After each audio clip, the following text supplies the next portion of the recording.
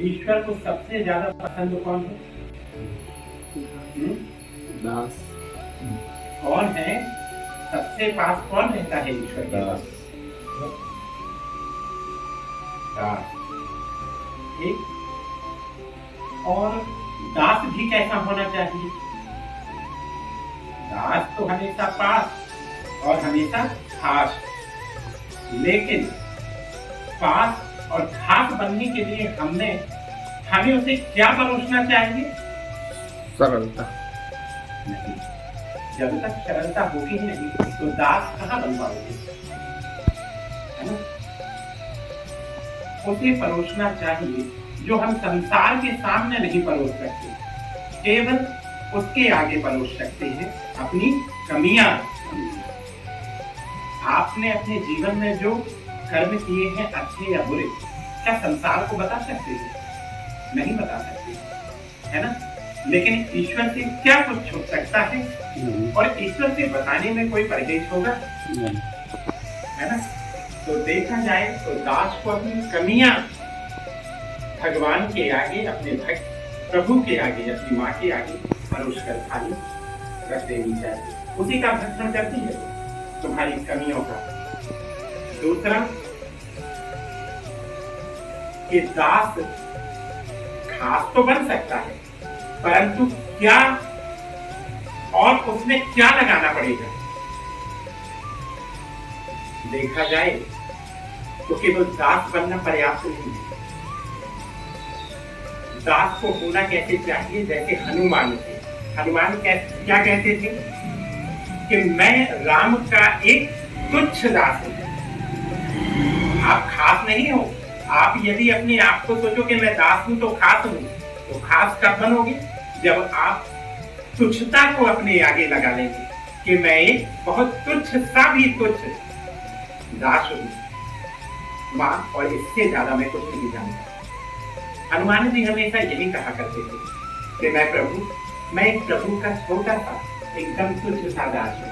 उन्होंने ये नहीं कहा कि मैं प्रभु का दास हूं। क्या कहा? मैं प्रभु का एक तुच्छ सा दास हूं। जहां तुच्छता लग गई वहां धीरे धीरे आप एकदम अंदर और बाहर से खाली हो गए। फिर सामने वाले में और आप में कोई भेद नहीं रह जाएगा। आप भी वही हो जो जिसकी आप आराधना कर रहे हो। देखो, देखा जाए तो राम के मंदिर कम है, लेकिन हनुमान के मंदिर सबसे ज्यादा है ना? तो कहीं ना कहीं आप भी स्वयं अपने आप को आपने राम बना लिया। हनुमान ने अपने रोम रोम में राममय हो गए। हनुमान रह ही नहीं गए, नाम हनुमान है, लेकिन उनके रोम रोम में बसे कौन है? राम, है ना? सीना फाड़ा तो राम और बाहर भी राम, उनके मुख में भी राम, निरंतर राम का ही काम और कुछ नहीं। तो देखा जाए, अगर आपने देखिए, अगर आप अपने आप को दास कहोगे तो कहीं ना कहीं थोड़ा मोड़ा अहंकार आपके साथ चलेगा, है ना?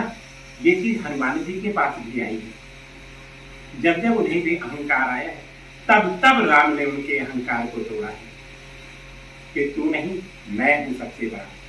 जहां राम के अंदर ये आया है, वहां सीता ने उनके अहंकार को तोड़ा है कि आपने तो केवल रावण को मारा था, महारावण को तो मार कर दिखाओ, उसे तो कोई मार ही नहीं सकता शक्ति के अतिरिक्त। आपने 10 सिर वाले रावण को मारा, यहाँ तो सहस्त्र सिरों वाले रावण है, और एक नहीं, आपने एक रावण को मारा। उसके रक्त की एक बूंद से 100 पैदा होने वाले रावण हैं। रक्त बीज की एक बूंद धरती पर गिरती थी तो एक ही रक्त बीज पैदा होता था, लेकिन महारावण की एक रक्त की बूंद अगर गिरती थी तो 100 महारावण पैदा होते थे। तो महारावण का वध करने के लिए मां सीता ने ही महाकाली का रूप धारण किया, और उसके बाद भी जब उसे मार नहीं पाई, देवताओं में, तीनों लोकों में हाहाकार और त्राही त्राही मच गई कि एक महारावण को मारने में कितनी कठिनता हो रही थी। अब तो ना जाने पूरे ब्रह्मांड में महारावण ही महारावण, अब इन्हें मारेगा कौन? तब फिर महाकाली ने भी अपने 56 काली के रूप बनाए थे। एक काली नहीं, 56 काली, 52 भैरव, 52 वीर जिसको कहते हैं भैरव आए, 64 जोगनियां, तब जाकर महारावण का वध हुआ था। तो देखा जाए तो दास भी कैसा होना चाहिए, अपने आप को कैसा रखना चाहिए, एक तुच्छ दास, और परोसना क्या चाहिए, स्वयं की कमियां।